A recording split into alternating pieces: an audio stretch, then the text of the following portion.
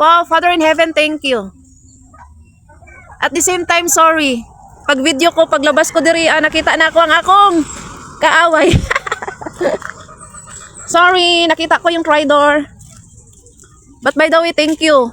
Pang 5 days? 5 days, ganda ng panahon, oh. 4 days, grabe. Sige ulan, sige ulan. Thank you, Lord. Tsaka patawad sa mga kasalanan kong nakikita. Nakikita ko kasi yung tridor. Dumaan, sorry. Sakto sa video. Ang ganda. Sarap mabuhay kung may pera. Pag walang pera, parang ayoko mabuhay. Wow. Ganda-ganda talaga.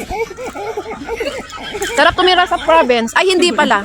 Sarap lang pumunta for vacation. Sorry. Vacation lang. Ayoko magstay. Pero kung pagbibigyan ng pagkakataon magstay sa Bukid, why not? Pero ayoko magstay. Bakit? For example, gusto ko ng malunggay. Kukuha ako sa likod. Ang lamig, mababasa yung paa ko. Kagaya nito, oh. Basa siya. Pag maadto ko sa likod, mahugawan ng akong tiil. Bugnaw kayo. Unlike sa Manila, bibili lang ako sa palengke. Bibili lang ako ng malunggay, sibuyas, andyan na lahat. Okay lang. Thank you, Lord. Hapit na ko mo uli. Thank you. Sorry. Na ay nasukos ako, ako'y nakaaway. Ganon talaga ang buhay. Ganon talaga, hindi talaga perfecto. Pero nagdasal ako na sana, baunan ako ng maraming pagpakumbaba. Kaso lang nakipagtalo eh. Nakipagtalo yung friend ko pa naman, sayang.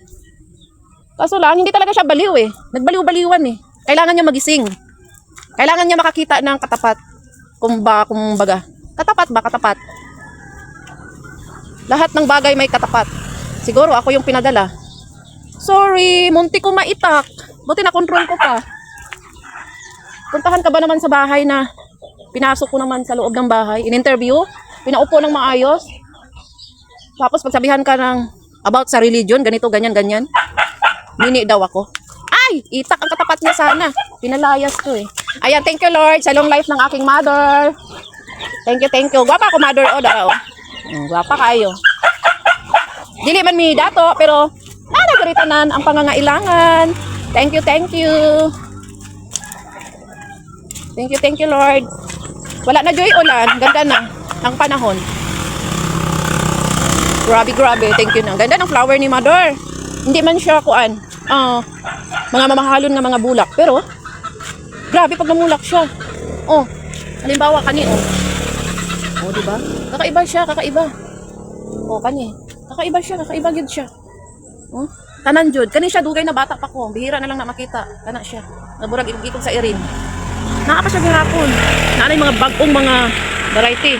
Dinhi na pud ang dapita. Nakita na pud nako ang akong kalagutan. Ako patawad jud Papa Jesus. More prayers pa talaga. Holy Ghost, tulungan mo ako sa lahat ng lakad ko na ma-achieve yung goal ko na magpakumbaba sa lahat. Be humble. Paano ka maging humble kung ang surrounding mo ay ganyan? Pero pagsubok lang yan. Kaya ko yan. Tayo pa. Ayan.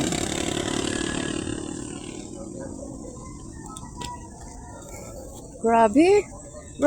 Akala ko wala nang hangganan ng ulan. Akala ko 1 month na. Paano ako makauwi nito sa Manila?